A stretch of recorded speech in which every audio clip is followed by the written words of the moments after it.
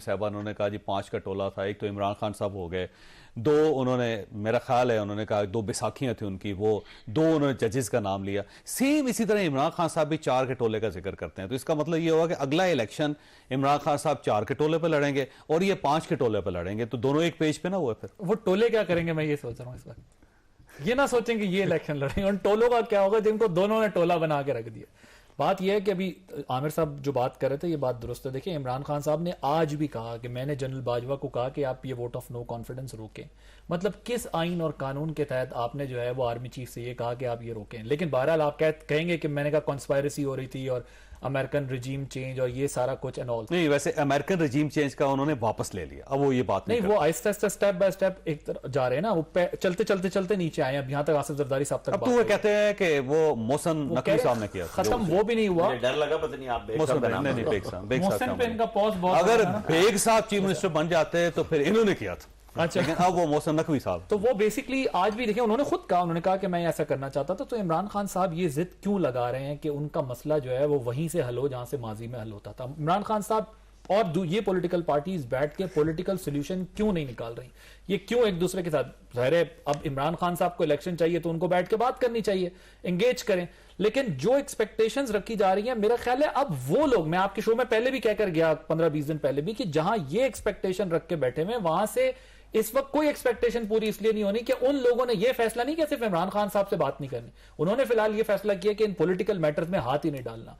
ہم دیکھتے ہیں کہ یہ اپنا مسئلہ کہاں تک حل کر سکتے ہیں یا نہیں کر سکتے. اور میں آپ کو چوائس پھر ریکارڈ پہ آپ کے شو میں کہہ رہا ہوں کہ اگر یہ اپنا مسئلہ حل نہ کر سکے تو جو عدالتوں کی بات کر رہے ہیں نا کہ عدالت کوئی سولوشن ڈھونڈ لے گی، سولوشن اس ملک میں پھر وہی والا نکلے گا جو نکلتا ہے. اچھا بیگ صاحب، اس میں ایشو یہ ہے کہ جو مہنگائی ہے نا 27.6% ہے، اور جو دیہات ہیں وہ حیران کن 33% تک مہنگائی وہاں پہ چلی گئی ہے. اور اگر خدا نہ خواستہ یہ مہنگائی 50 کو ٹچ کر جاتی 50% کو، تو یہاں پہ لوگ مرنا شروع ہو جائیں گے بھوک سے، آپ یقین کریے. اس ساری صورتحال میں اب پی ڈی ایم کی حکومت آپ کے سامنے ہے، وہ ظاہر ان کے پاؤں نہیں لگ رہے زمین پہ، وہ معاملات کو کنٹرول نہیں کر پا رہے، وہ اپنی پاپولیرٹی کی میں سمجھتا ہوں انتہا جو نیچے ہے نا بالکل اس پہ ہیں، اور اس سائڈ پہ عمران خان صاحب جو ان کا بیانیہ بک رہا ہے. تو جب تک یہ پی ڈی ایم اپنے آپ کو ٹھیک نہیں کرے گی، عمران خان صاحب تو اسی طرح پاپولر رہیں گے. پھر چوہی صاحب، میں آج سے 3-3.5 سال پہلے عمران خان صاحب سے میرے خیال ہے گفتگو ختم ہو چکی ہوئی تھی، تو میں نے ایک ٹی وی ٹاک شو میں ہی کہا کہ ہم لوگ خانہ جنگی کی طرف جا رہے ہیں. یہ حالات جو ہیں، ابھی کرونا نہیں آیا تھا اور میں نے کہا یہ کرونا کے پیچھے چھپے گا عمران خان اور اس کی حکومت. ایکچولی جو انٹرنیشنل پلان تھا وہ یہی تھا کہ اس ملک کی اکانومی کو بالکل زیرو پہ لے آئیں اور اس کے بعد اس کی فوج کو ٹارگٹ کیا جائے. ٹھیک، فوج کا سائز کم کیا جائے اور ایٹم بم، وہ آپ بہت ساری چیزیں اس میں، اور اسی پہ عمل کر رہا تھا خان اور اس کی گورنمنٹ. آپ دیکھیں کہ 5.8 پہ وہ لوگ چھوڑ کے گئے تھے، یہ اس کو -1.5 پہ لے آیا. آخر اس کا کوئی طریقہ ہوا. اور اسد عمر نے آئی ایم ایف جانے کی بجائے 2 منی بجٹ داغ دیا آتے ساتھ ہی، اگر آپ کو یاد ہو. اس کے بعد آپ کی اکانومی نہیں سنبھلی ٹل ٹوڈے. ہاں، اب جو حالات ہیں میں سمجھتا ہوں کہ اس وقت حالات ایسے ہیں کہ الامان کوئی بندہ اس سے بچ نہیں پا رہا. غریبوں کا، امیروں کا، سب کا برا حال ہے. اور گورنمنٹ کے پاس ہے کچھ نہیں، کر کچھ نہیں رہے. ڈار صاحب آئے، بڑی امیدیں تھیں، لیکن ڈار صاحب کے ہاتھ میں کچھ نہیں تھا. آئی ایم ایف آپ سے ڈیل نہیں کرنا چاہ رہا. پریویس آپ کی جو 2 نمبریاں تھیں اس میں میں نہیں کہتا خان نے کی، فلانے نے کی، اس میں ساری شامل ہیں. بلکہ آئی ایم ایف یہ کہتا ہے کہ ہر بار نیا وزیر خزانہ لے آتے ہیں. وہ کہتا ہے جی پچھلے چھوڑو، میرے نہ گل کر لو.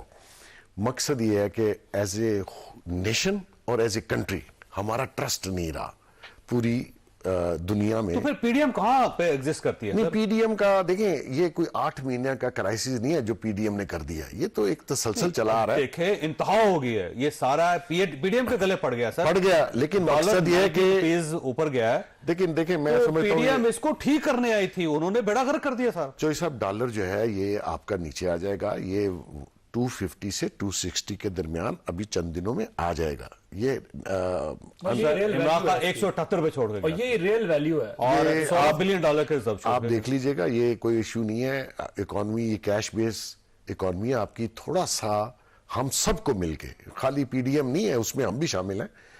اگر ہم ایز اے نیشن اس کا سٹرکچر ایک بنا لیں ٹیکس کا اور ساری چیزوں کا. اس کے لیے بیٹھنا پڑے گا سب کو. دیکھیں یہ میں کیوں کہہ رہا ہوں کہ یہ عمران خان سٹیبلٹی نہیں آنے دے گا. وہ کیوں نہیں آنے دے گا یار؟ آپ جمہوری لیڈر ان کے ساتھ نہیں بیٹھ سکتے. آپ کہتے ہیں وہ چور ہے. آپ چور نہیں ہیں. وہ فراق گوگی کہاں گئی؟ وہ پنکی پینی وہ جو اربوں خربوں کے پیسے کدھر گئے؟ آپ کے تو گھر میں چور تھے.